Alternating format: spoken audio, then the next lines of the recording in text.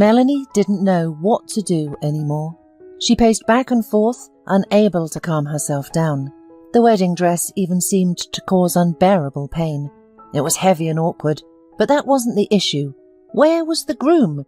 There were only 15 minutes left before the registration.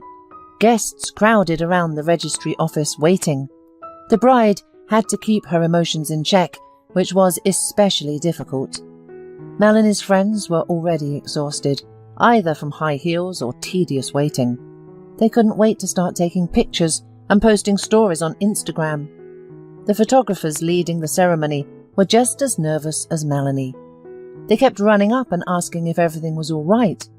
Time passed, and Adrian was still not there. Tension was in the air, and every minute Vanessa and Nicholas's faces looked more and more puzzled. "How is it possible to be late for your own wedding?" The bride's mother was the first to speak, apparently tired of the tedious waiting. The passion subsided literally a few minutes later. An old Buick, the same age as Melanie, pulled up to the registry office. The guests stared in surprise at the young man who got out of the car. He was dressed in a simple trouser suit and held a bouquet of 3 chrysanthemums in his hands. Men and women emerged from the back seat. They seemed a little younger than Melanie's parents, and their attire would have caused even more questions. All of their clothes seemed to be from the previous century.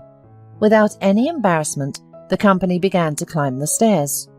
"Oh, what an interesting costume wedding," someone of Melanie's guests shouted. The young man laughed and handed the bewildered Melanie the bouquet of chrysanthemums. "Hi, darling. Please excuse my late." The guests fell silent and watched with interest as the events unfolded. "Adrian, what is this? Please explain, is this some kind of surprise?" It seemed like Melanie was suffocating from her tight corset. "My love, calm down. This is not a surprise. Unfortunately, or fortunately, this is the harsh truth of life. I just fell so in love with you that I couldn't tell you the whole truth right away. I'm not rich. My parents are simple workers, and I'm just a taxi driver who wants to become your beloved husband." Melanie's face flared up angrily. "Adrian, how can you joke about me like that? Is this a hidden camera shoot? A test to see if I can marry a poor, unfortunate groom?" "Melanie, wait. Don't look for a catch. There are no cameras here. You just professed your love to me yesterday. Has your attitude towards me really changed so quickly?" "Stop kidding around, Adrian. What kind of circus have you created here? Did you decide to humiliate me completely? Well, thanks. You succeeded. How did I not realize you were a fraudster from the start?" "No circus here." Adrian's voice was now more serious. "We were on a boat ride together. Remember, you told me you wanted to live with me for the rest of your life. And at the cafe, remember, I gave you an expensive watch as a gift? I bought all of that with my honestly earned money.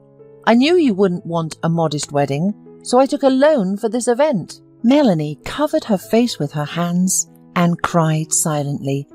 She couldn't imagine that the happiest day of her life would turn out to be the worst.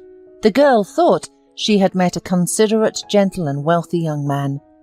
After painting her cloudless future in bright colours, she even started to do worse in university, naively thinking that she wouldn't have to immediately start looking for a job after graduation, as her parents had constantly urged her to do.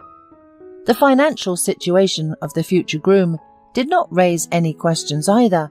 Stylishly dressed in an expensive car with a flat that was able to be built in the most prestigious area of the city. No, Melanie didn't think she had won the lucky ticket. All of this was natural to her. She was from well-to-do family and was pretty, so why not choose a partner to match? Adrian tried to embrace the bride, but Melanie pushed him away and said angrily, "How could you? How could you embarrass me in front of all my relatives on such a day? There will be no wedding." The girl turned her back on the guests and walked away. The stunned parents of the bride and groom silently looked at each other and didn't know what to do. One of the bride's friends secretly took out her phone and filmed everything that was happening. The guests froze as if petrified. It's not every day that you become a hero in such a dramatic situation. Melanie's father was the first to come out of shock. "Daughter, come back, everything is fine. Anything can happen between a bride and groom." But Melanie, no longer hiding her desperate state, burst into tears and ran down the sidewalk. Vanessa ran after her daughter. Nicholas sat on the steps of the registry office and lowered his head. Now all attention was focused on Adrian. He confidently handed the chrysanthemum bouquet to his parents and sat down next to Melanie's father. "How will you explain all of this?" asked Nicholas. He turned to Adrian and looked him straight in the eye. "You, dear Nicholas, have worked diligently all your life, just like your wife.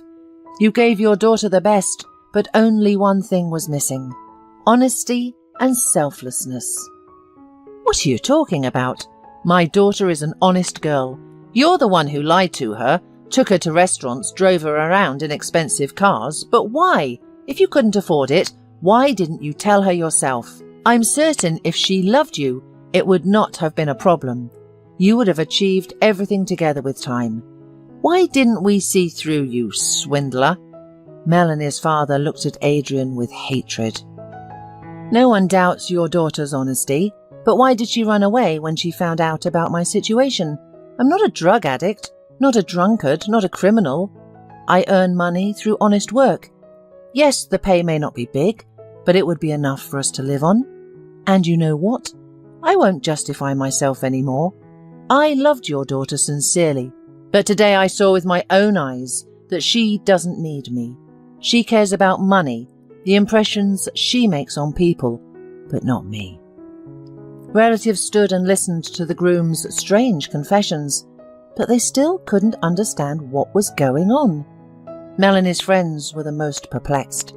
Adrian had taken the girl to cafes and restaurants and given her gifts, and now what?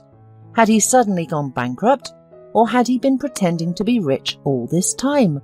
Nothing was clear. No one moved from the square near the registry office, as if they were waiting for something, but didn't know what.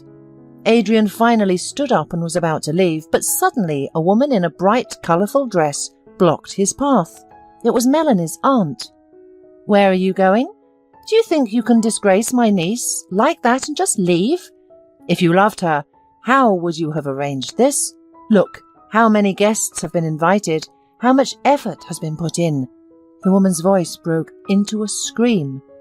"And why don't you, respectable guest, ask your beloved niece Melanie why she refused to marry a simple working guy?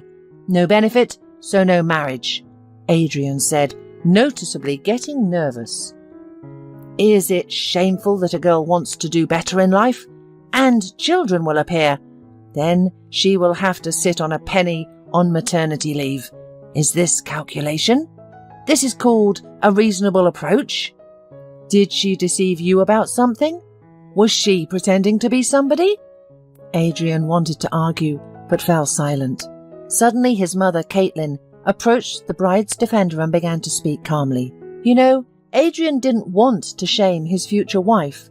He fell in love so deeply for the first time in his life, and he's not to blame for what happened. Melanie is to blame." "What are you saying? Is it Melanie's fault?" "Of course, the mother always has a good son, and the daughter-in-law is bad." Melanie's aunt wasn't going to give up. "We saw Melanie with another man at the cafe a month ago," said Caitlin, stunning Nicholas and silencing the angry woman. "We were sitting with mutual friends at the cafe. Melanie didn't see us, but we overheard through the partition how she was telling the young man that she really loved him and was only marrying Adrian for his money. We couldn't keep this from our son." All the guests stood in shock at what they heard. No one expected such a turn of events. Even Adrian himself was uneasy with those words. He lightly took his mother by the elbow and tried to lead her away, but Caitlin was not going to leave. "Adrian didn't talk to us for a week, and then he said he would still marry Melanie. So we convinced him to take this step, to say that he's poor, and we couldn't even imagine that she would behave like that, fleeing from her own wedding. Isn't this evidence that she doesn't love our son? She only needs our money. Come on, Mum, let's go, said Adrian and took his mother towards the car. The guests had already started to disperse, and Melanie's father still couldn't come to his senses. How could I have raised such a daughter? The man muttered to himself and didn't understand where he was going or what he was doing. All the pleas of his loved ones that he shouldn't be upset didn't work on Nicholas. He loved Melanie very much and was already looking forward to her happy future, but everything collapsed instantly. 3 months have passed since the ill-fated wedding, and incredible changes have occurred in Melanie's family. Nicholas suffered a stroke that paralyzed the left side of his body. It was a shock to the family. Always active and hard-working, Melanie's father now spends almost all his time in bed. Vanessa abandoned the affairs of the store, hastily hired a new manager, and began to devote herself only to her husband's health. Melanie was finishing her final year at university and waiting for her final exams. The gloomy series of events seemed to be not going to leave the family. Sales began to decline noticeably. Regular customers of the stores, who once did not find the friendly and responsive hostess, began to come in less and less. Salaries began to decline, and 2 sellers had to be fired. Only Vanessa's elderly friend and a young girl of 25 remained working in the store. She also performed the role of a cleaner, but even these 2 women barely held on. The work schedule was not designed for 2 people. After his daughter's failed marriage, Nicholas abandoned all his affairs and began to give money to anyone in debt. The man seemed to want to show all acquaintances and unfamiliar people his generosity and selflessness. But in reality, as soon as the store owner was on the brink of life and death, all the debtors disappeared somewhere. Vanessa was at a loss. She had never dealt with such matters, nor did she have time for them now. She spent the last available money on her husband's rehabilitation. Several close relatives supported the family as best they could, but everyone had their own affairs and worries, and all the responsibility for caring for the sick Nicholas fell entirely on her shoulders. Melanie herself was never interested in parental affairs. Either she was busy studying at school and then at university, or there were other reasons. In fact, Nicholas and Vanessa didn't want their daughter to be involved in sales. After experiencing a difficult time in the trade industry, Melanie's parents had high hopes that their daughter would pursue a prestigious profession vastly different from their own. However, all of Melanie's plans fell apart instantly. She didn't know how to help her parents, and perhaps she didn't want to. She had no interest in taking care of her father or being involved in the family business. Melanie's close friends seemed to have vanished into thin air. She used to completely satisfy them when she was cheerful, carefree, and financially secure. What about now? She was always out of money and out of time. She began acting like a victim who had been betrayed and humiliated. Many classmates did not stop gossiping. She thinks she's depressed and a victim, but in reality, she wanted to sit on 2 chairs, to marry a rich guy, and behind his back to have an affair with another. It didn't work out. And everyone blamed her for her father's stroke. There was no sympathy from relatives or friends. Adrian, who was supposed to beg for forgiveness, did not respond to calls or messages. Even her own mother had not spoken to her in days. At the end of June, Melanie finally received her university diploma. Upon arriving home, the girl flopped onto her bed and picked up her phone without saying a word. "Melanie, could you please go get some groceries?" her mother asked from the other room. "Don't you have anything else to say to me?" Melanie replied defiantly. "Melanie, we haven't had milk or bread in the house for 2 days." So does that mean the bread is more important to you than your daughter's diploma? Everything was the opposite not so long ago. Her mother emerged from the room looking very pale. You know, daughter, I didn't realize what a terrible person I raised. It's painful for me to accept that you're my daughter. Wait, did you just call me a terrible person? Are you out of your mind? I graduated just now and got my diploma. So why do I get an errand to the store instead of congratulations? You're almost 23 years old, yet you still think like a child. It was a huge mistake for Dad and me to indulge you and plan your wedding. So, are you going to accuse me of being dumped by Adrian now? Yes, I'm going to accuse you, and not just of that. Her mother spoke quietly so as not to wake her sleeping husband. Your behaviour caused your father to have a stroke and me to have a pre-heart attack condition. You started an affair knowing that you were going to get married soon. Mum, I've already explained everything to you. I had no relationship with that guy. We just met for business. I couldn't even imagine that Adrian's parents would be there. I'm telling you for the 1,000th time, I didn't confess my love to that guy. I don't know why Caitlin told Dad that I did, and why you believed her instead of me. The guy wrote to me on Instagram asking if I, as a beginner designer, could advise him on choosing furniture. I naturally agreed. Experience needs to be gained, right? We met, I gave him a few tips, and he decided to thank me and invited me to our student cafe. We sat, drank coffee and talked. He started flirting with me. I told him that I was getting married soon, so that he wouldn't expect anything from me. Then he started asking me all sorts of questions, like whether I could love him. I answered no, and I started getting ready to go home. Then he asked me if I could pay for myself. I told him, "Why did you invite a girl to a cafe if you don't have any money?" He started to justify himself, asking, "Why is money so important to you girls? Is that the most important thing in life?" I told him that, yes, money is important to me, and my fiancé is very wealthy, which is why I chose him. Why did money become your top priority? Melanie's mother asked her. Melanie, we didn't raise you in poverty. You had everything you wanted. Mum, you're being strange, Melanie replied. Money means freedom.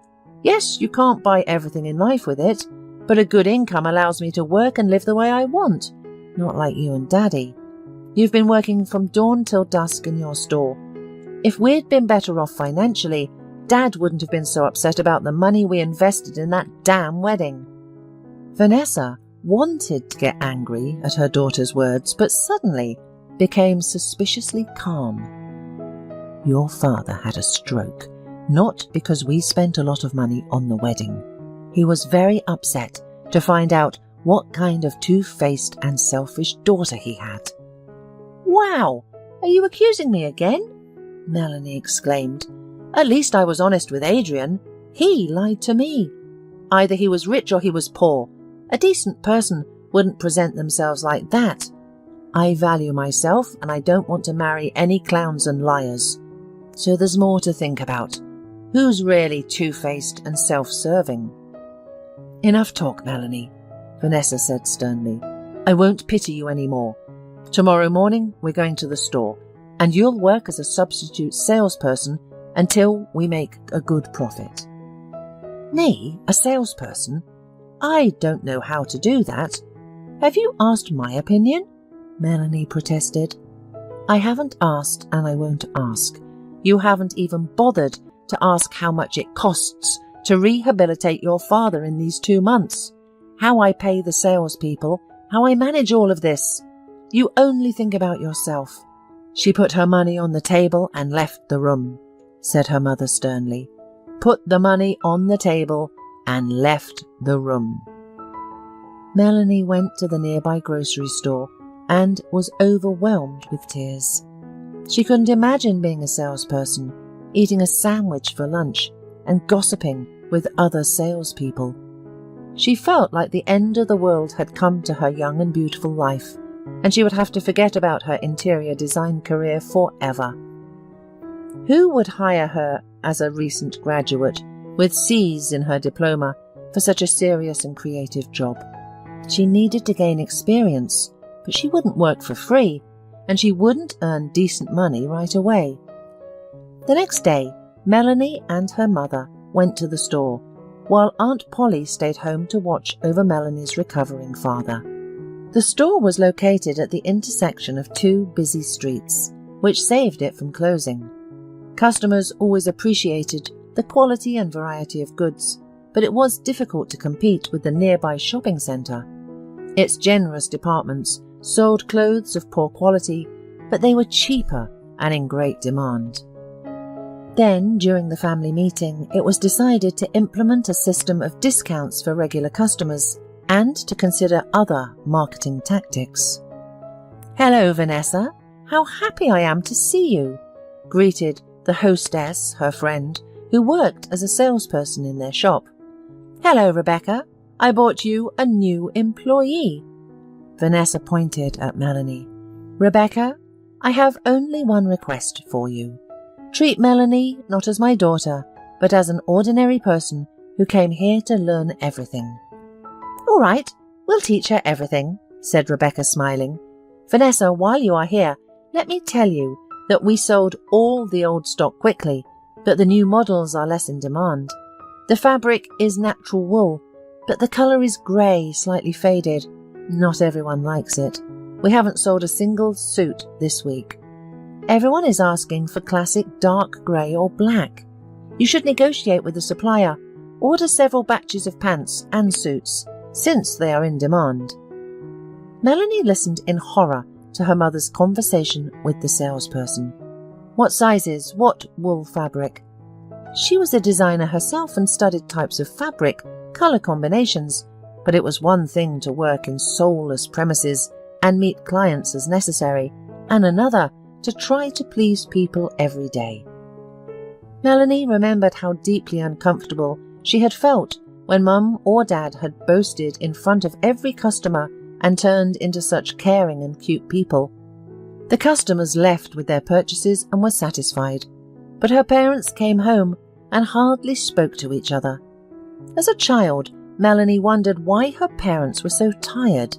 After all, they didn't have the hardest job in the world, and only years later she understood that any job with people, if done conscientiously, is very exhausting. "Is this what my mother wants to teach me? To please everyone?" Melanie exclaimed, and did not realize how she had wandered into the men's clothing section and got lost in shirts and sweaters. "Are you choosing something for your husband?" A pleasant female voice came from behind her. "You know, your beloved man probably will like this cashmere sweater. It's warm, comfortable and cozy. There are all sizes and 5 colours to choose from." Melanie couldn't figure out how to introduce herself, who she was, the hostess's daughter or a new employee. "I won't bother you. Please choose. When you decide, please let me know. I'll come over," the salesperson said. "How nice it is. It turns out that the salespeople in our store behave so nicely." Melanie noted to herself that the girl was gorgeous and polite. Her gloomy mood vanished like smoke, and for the first time in her life, she wanted to work as a salesperson. As funny as it sounded, Melanie left the men's shirts section and headed towards her mother with enthusiasm. "Mum, what should I do? I'm ready to work." Vanessa looked like she had seen a ghost. Her always dissatisfied daughter suddenly took the initiative. "Meet my daughter Melanie, but you, Rebecca, know her well. And you, Greta, have recently started working, and I haven't introduced you yet." The girls looked at each other and laughed. "Nice to meet you." "Nice to meet you too." Greta told the owner that she had mistaken her daughter for a customer and began to offer her men's pullovers. Vanessa smiled, observing the interaction between the two girls. She knew Melanie had a difficult character and had no illusions about her daughter's work in the store.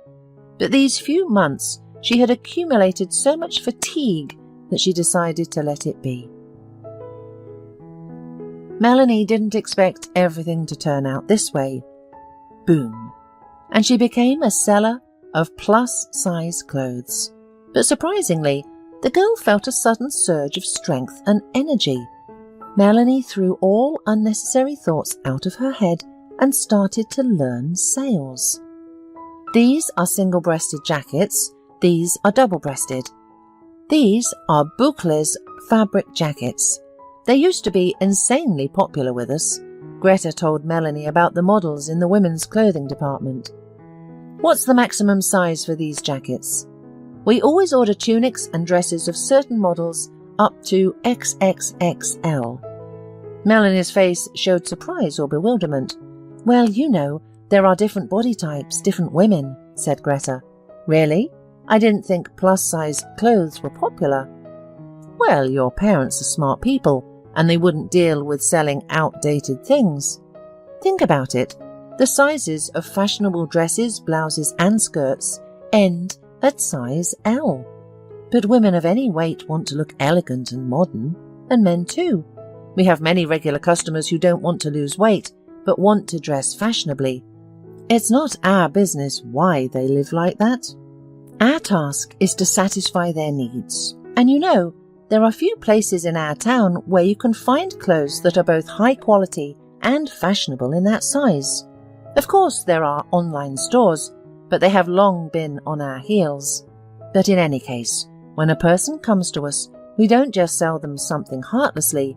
We learn about their desires and try to offer options. Yes, our main task is to sell. There's nothing criminal about that. But who, if not a seller, will suggest to a buyer what suits them, what to wear with it, how to combine it? Look, Greta pointed to the women's clothing section.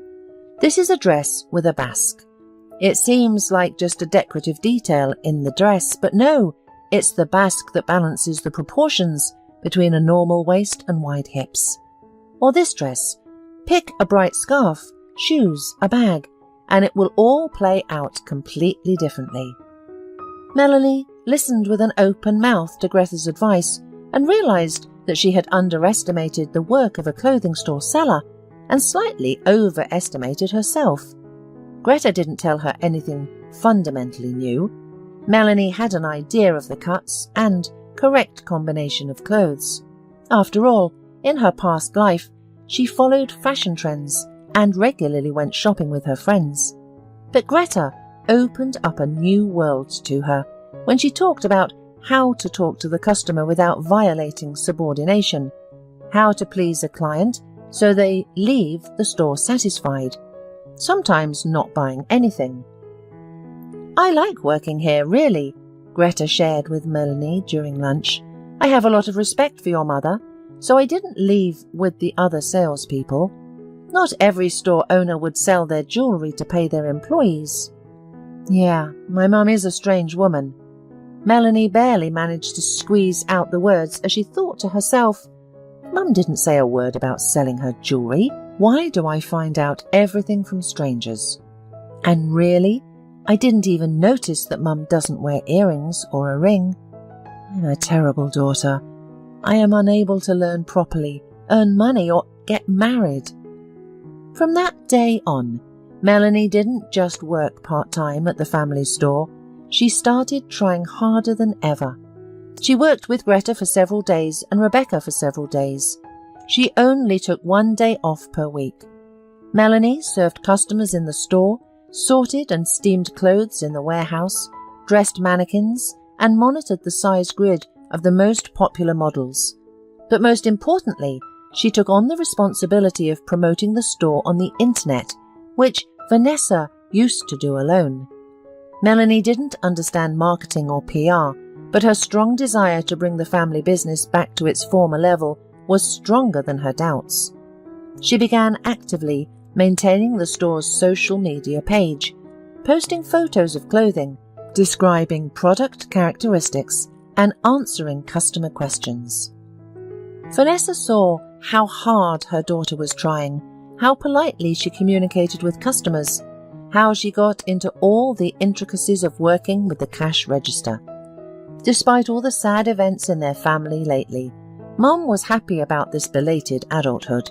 Melanie no longer sent 1,001 voice messages to her friends, no longer endlessly scrolled through the news feed, no longer snorted at every request, and spent her only day off with her father. Vanessa regretted insisting on Melanie's hasty marriage, not letting her date this guy and not getting to know his parents. Then the marriage seemed to her like the perfect solution to knock all the nonsense out of her daughter's head and turn her into a serious person. First, there would be responsibility for the family, and then, God willing, for the child. How wrong she was, thinking that someone could fix someone. No, only a person can fix himself, or circumstances. Several more months passed, and Nicholas began to gradually feel the left side of his body. Full recovery was still a long way off, but this fact was already incredible happiness in Melanie's family. The efforts of the doctors and Vanessa's care paid off.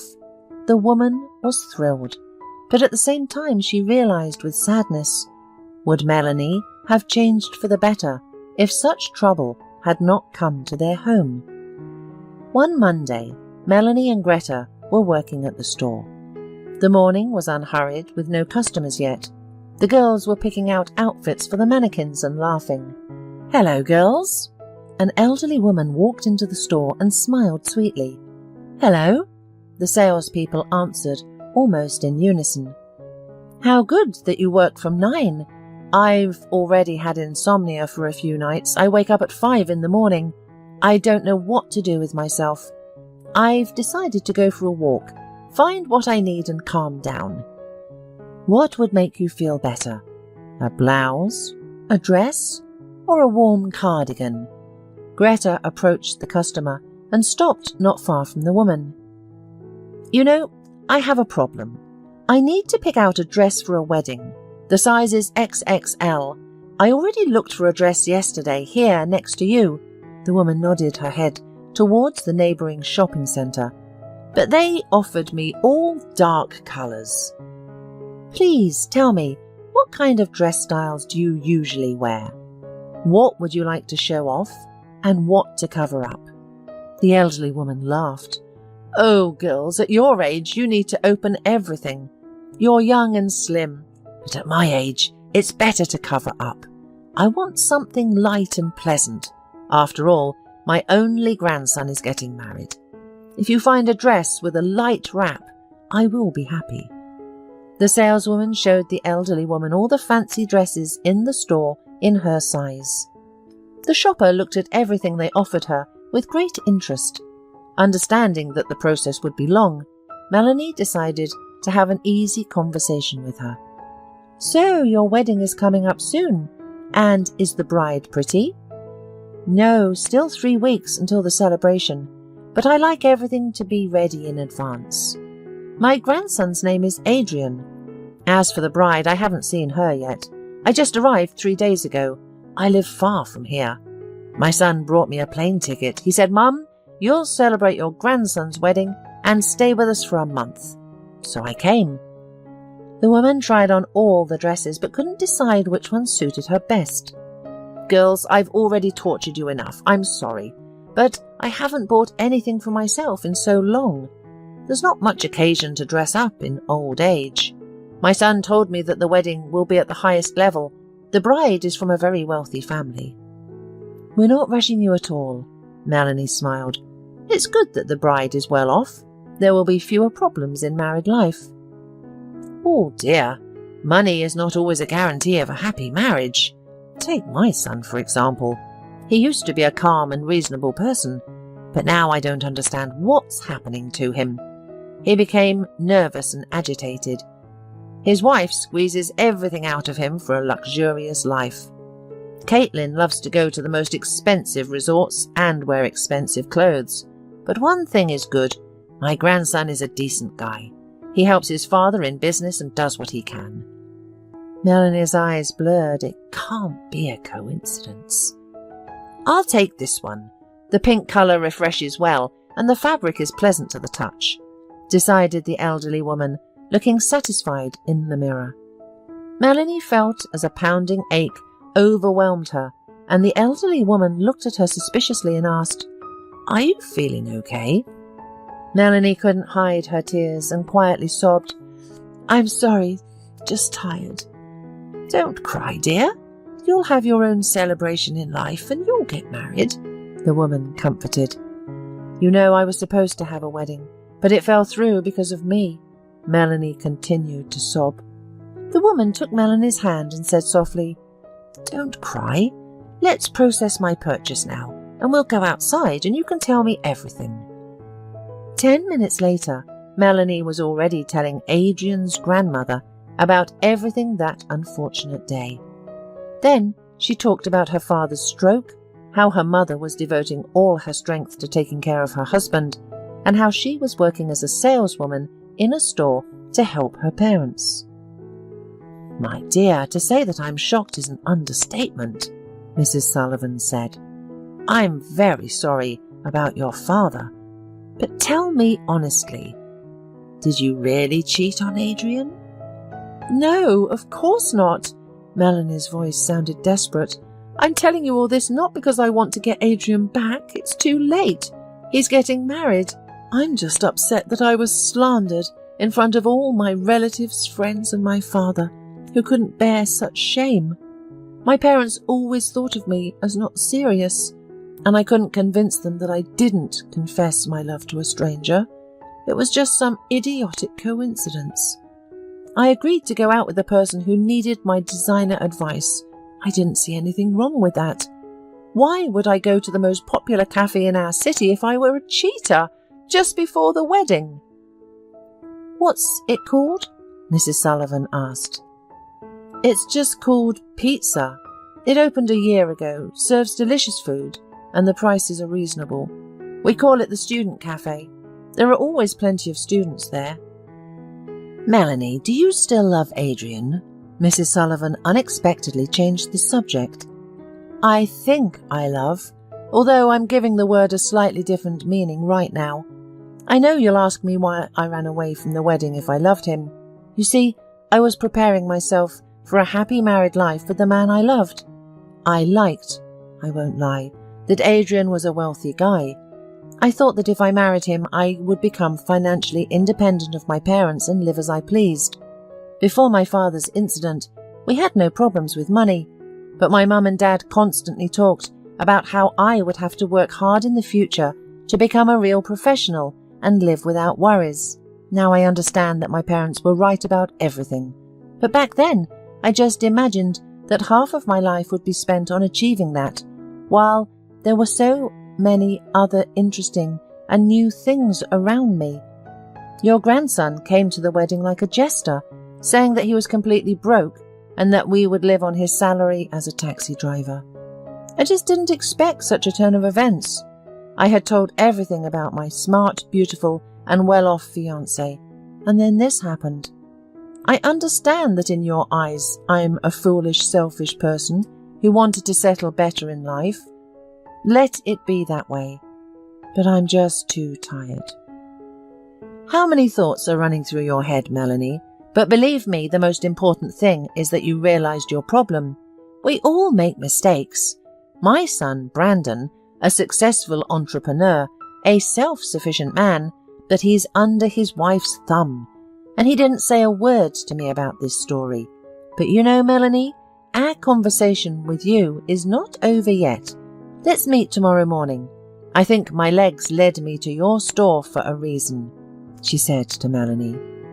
Melanie said goodbye to Adrian's grandmother and went back to work. A feeling of unprecedented relief filled her soul. Suddenly, someone called her by name. A handsome stranger pulled up too close to the sidewalk in his car and gestured for Melanie to sit in the front seat. The girl ignored him and went on her way. The stranger jumped out of the car and ran up to Melanie. "Hey, Melanie, do you remember me?"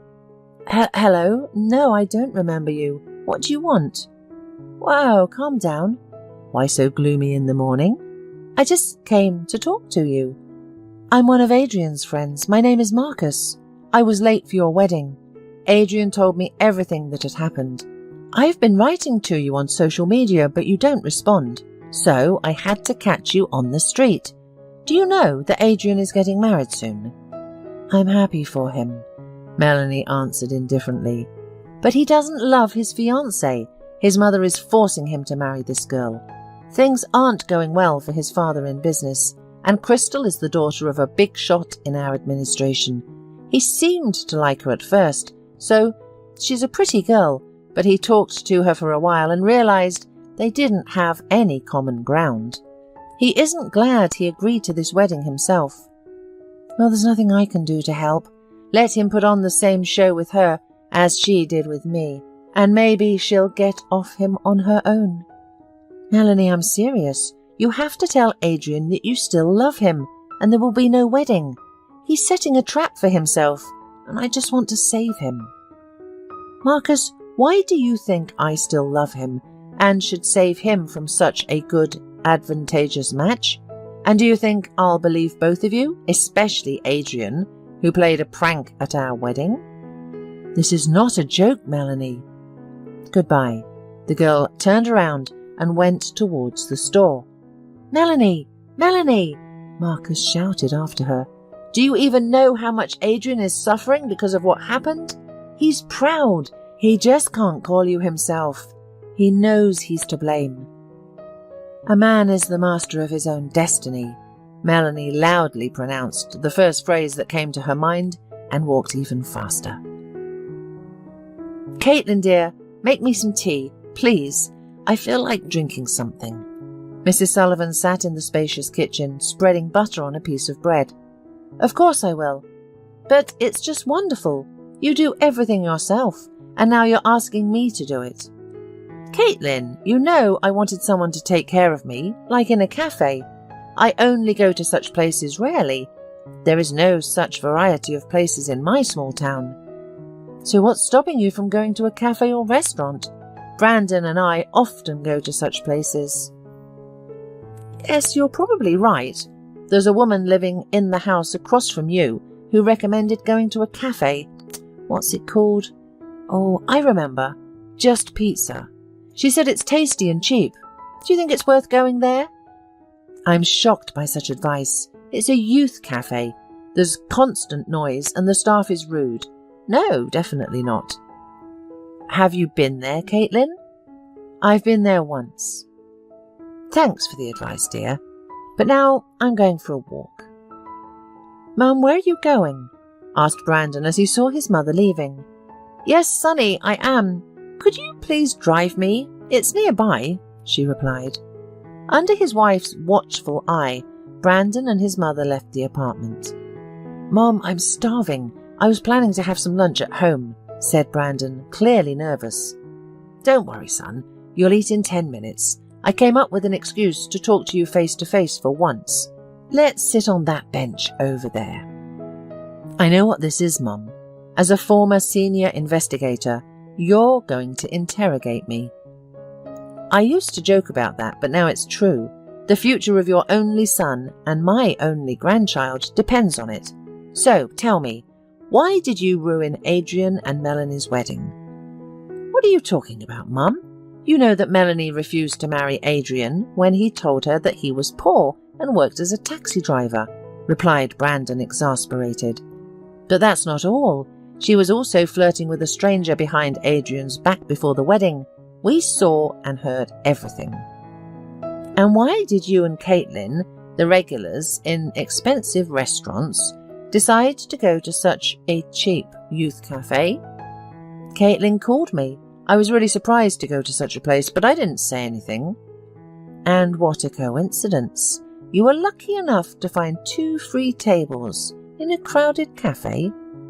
Yes, Mum. We saved our son from that lying girl, and now he's marrying a good girl from a decent and well-off family. I will be pleased to be related to her father. Brandon, why are you so worried and stressed all the time? Your mother is still alive and your son is marrying a good girl, yet you're on pins and needles. Tell me the truth. Well, if you want to know the truth, then here it is. I invested a large sum of money into a business and lost it. We barely have enough money to cover the debts, and the wedding is ahead. Everything is difficult. Why did you give your son an expensive wedding in this difficult time and put yourself in even greater debt? Wouldn't Adrian have understood your situation? No, Mum. Caitlin believes that if we have a grand wedding, then Nicholas, Crystal's father, will treat us better in the future. You know what, my dear? Don't ruin your own life or your child's life. It won't end well. It's better to cure your addiction to Caitlin, who plays you like a puppet. By the way, I accidentally met Melanie yesterday. She works as a salesperson at her parents' store. I can see through people, and I can assure you that she's an honest girl who just got a little confused. Well, Mum, I don't even want to listen. Brandon was already about to leave. Wait! She explained to me why she reacted like that and ran away. You know, if your father had surprised me like that, I would have at least hit him with a frying pan. Besides, Melanie's father just started recovering from the stroke he got after your mess. If you're saving your money, make it a prenuptial agreement instead of a circus. I heard that Melanie's father is in a bad condition, and I am very sorry for that. But Adrian offered him money for expenses and he refused.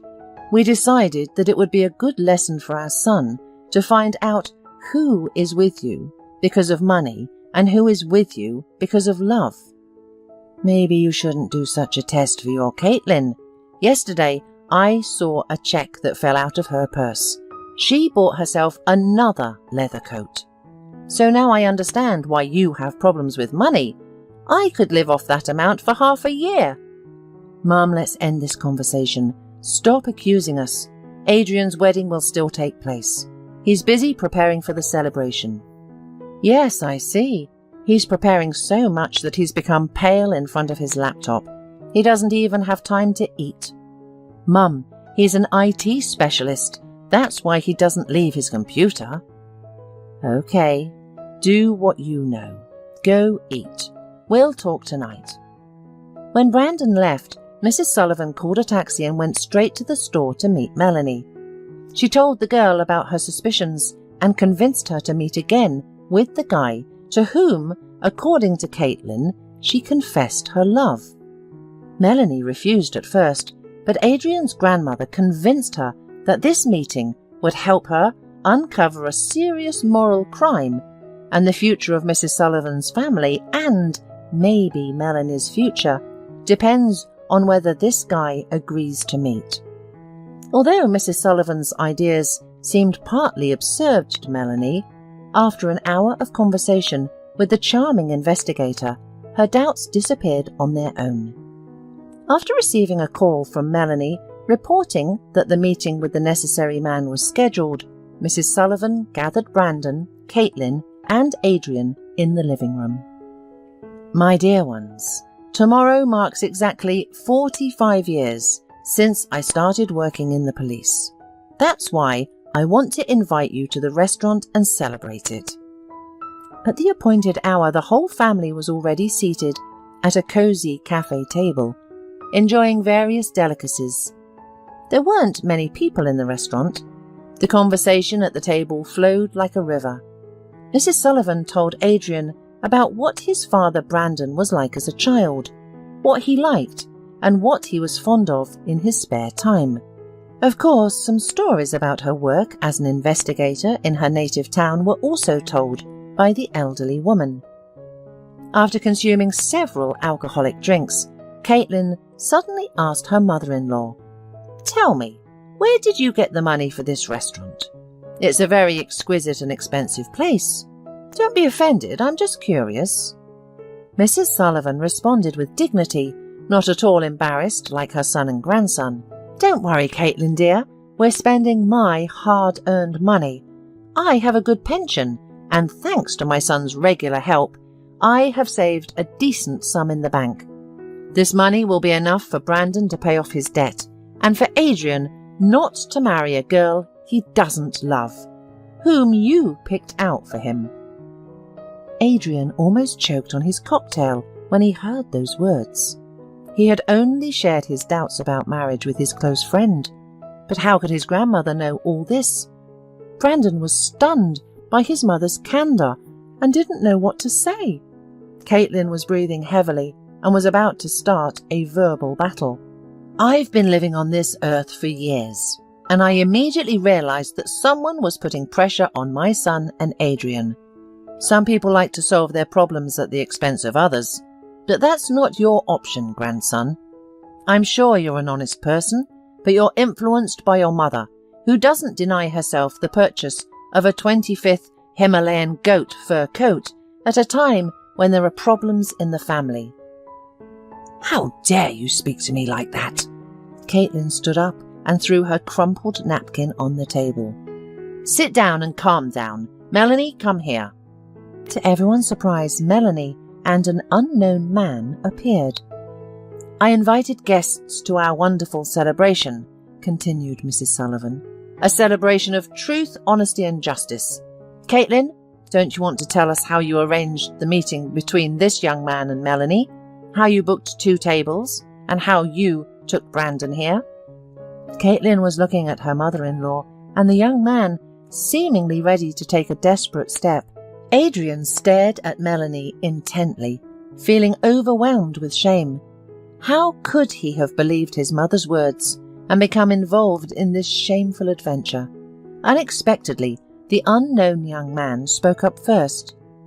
I'm very sorry this happened, the guy said, looking at Adrian and Brandon with sad eyes. I just needed money, and then Caitlin suggested earning some extra cash by provoking emotions and extra words from Melanie. I would never have come here and kept this a secret if Melanie hadn't said that her father had a stroke after the shock at the wedding. Forgive me. The guy lowered his eyes to the floor and left the cafe. Melanie stood and silently cried behind Mrs. Sullivan's back. But why? Brandon's loud voice broke the long silence. Why did you lie to everyone, Caitlin? Why did you convince everyone that our son's bride was a traitor? And when Adrian didn't believe it, you suggested such a nasty way of testing. How could I have signed up for all this nonsense? I don't want to see you anymore. Wait, don't jump to conclusions, Melanie exclaimed, rushing to the table as if struck by lightning. Don't argue because of me. I'm not worthy of such sacrifice. Adrian, I'm sorry I didn't appreciate you as I should have. I just didn't expect such a test on my own wedding day. The girl wiped away her tears and headed for the exit. Adrian immediately jumped out of the table and ran after her. Forgive me, Melanie, for my father, for falling for my mother's words about you like a fool. Let's go talk. Melanie and Adrian left the cafe, leaving Brandon, his mother and Caitlin sitting at the table in silence. According to the genre's laws, I was supposed to buy plane tickets and leave immediately.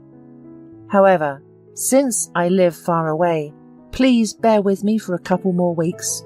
I swear that I don't want to be the cause of your family's breakdown. You may hate me and curse me however you want, it's your right, but please understand, feelings and people's destinies aren't a joke. And I'm not just talking about Melanie and Adrian. What about that girl, Crystal, who believes she is loved and will be made happy? Brandon, I didn't want to tell you, but maybe the time has come. I loved your father very much, but he didn't love me back. Not because I was bad or he was bad. It was for an entirely different reason. Our parents didn't allow him to marry the girl he was deeply in love with, and to spite them, he hastily married me. I was the happiest person on earth when I got married. I rejoiced, dreamed, eagerly anticipated when you would be born. Your father physically lived with me, but until his death, he thought of that girl. You can't imagine how painful it is to feel all your life that you're not the one and only, but just a good mother and wife. That's why I often stayed at work, tried to forget, received diplomas, titles, but couldn't get the most important thing, reciprocated love. So please forgive me, son, if I couldn't give you enough motherly love." Mrs. Sullivan tightly squeezed her son's hand and sighed heavily. "Mum, why have you told me all this now?" "There was no reason then, and now the time has come.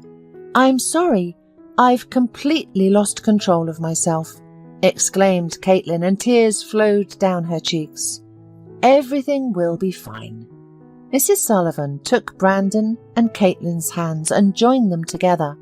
The waiter approached the table and was about to ask for the bill when a tall figure of Adrian appeared from behind him. "I have 2 pieces of news for you. Dear parents, Grandma, pardon, the senior investigator for heart cases. Let me start with the good one. My carefully chosen bride, Crystal, is leaving to study in London. As a result, the wedding is cancelled, by the way, according to her wish. The second news is even better. Melanie and I want to get married again. This time, for sure. I clarify precisely get married, not have an outrageously expensive wedding. Who's in favour? Raise your hand." Brandon, Caitlin, and the grandmother raised both hands without a word and laughed out loud. Finally, there was complete mutual understanding in their home.